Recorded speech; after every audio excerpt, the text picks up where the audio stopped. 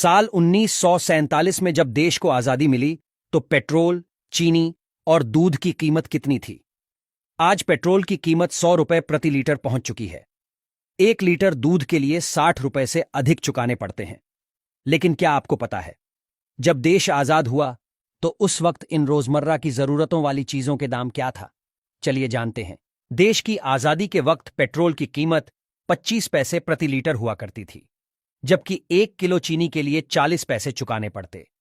नई साइकिल के लिए कम से कम 20 रुपए की जरूरत होती थी, जबकि दिल्ली से मुंबई तक अगर फ्लाइट से सफर करते तो आपको 140 रुपए चुकाने पड़ते।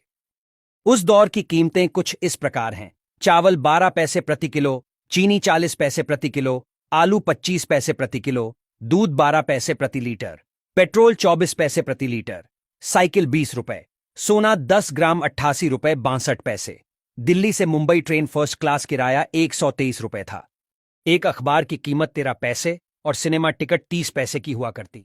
घी 75 पैसे प्रति किलो, आटा 10 पैसे किलो, दाल 20 पैसे किलो, केला 12 पैसे दर्जन, बल्ब 25 पैसे, माचिस 2 पैसे, टॉर्च 1.5 रुपए और पेंसिल 6 पैसे की थी। डॉलर की बात करें तो डॉलर की कीमत 1925 तक भारतीय रुपए से कम थी। वो कीमत जानकर आप हैरान हो जाएंगे। 1 डॉलर हमारे 10 पैसे के बराबर था। 1947 में 1 डॉलर 4 रुपए 16 पैसे के बराबर हो गया। 1965 तक 1 डॉलर 4 रुपए 75 पैसे के बराबर रहा, फिर बढ़कर 6 रुपए 36 पैसे हो गया। उसके बाद ये बढ़ने लगा। 1982 में 9 रुपए 46 पैसा हुआ। उसके बाद अब ये कहां है जगजाहिर। लगातार डॉलर के मुकाबले रुपए की कीमत कम होती जा रही है। 1947 में प्रकाशित एक विज्ञापन के अनुसार उस समय भारत में आकर बिकने वाली फोर्ड कंपनी की ब्यूक 51 कार की कीमत करीब 13,000 रुपए थी, जबकि 1930 में फोर्ड की ये मॉडल फेटन कार करीब 3,000 रुपए कीमत में भारत में बिकती थी। वहीं क्या आप जानते हैं भारत में पहली बार रुपया कब अस्तित्व में आया?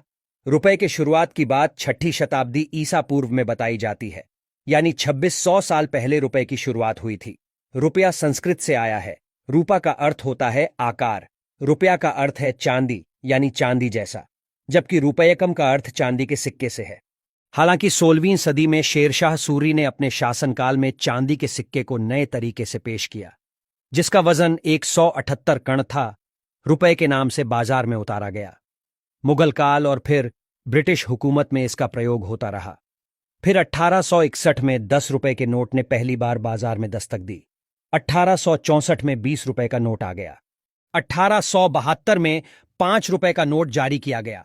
इसके बाद साल 1900 में 100 रुपए का और 1905 में 50 रुपए का नोट बाजार में जारी किया गया। इसके बाद अगले 5 साल में 500 और 1000 रुपए का नोट भी बाजार में आ गया था।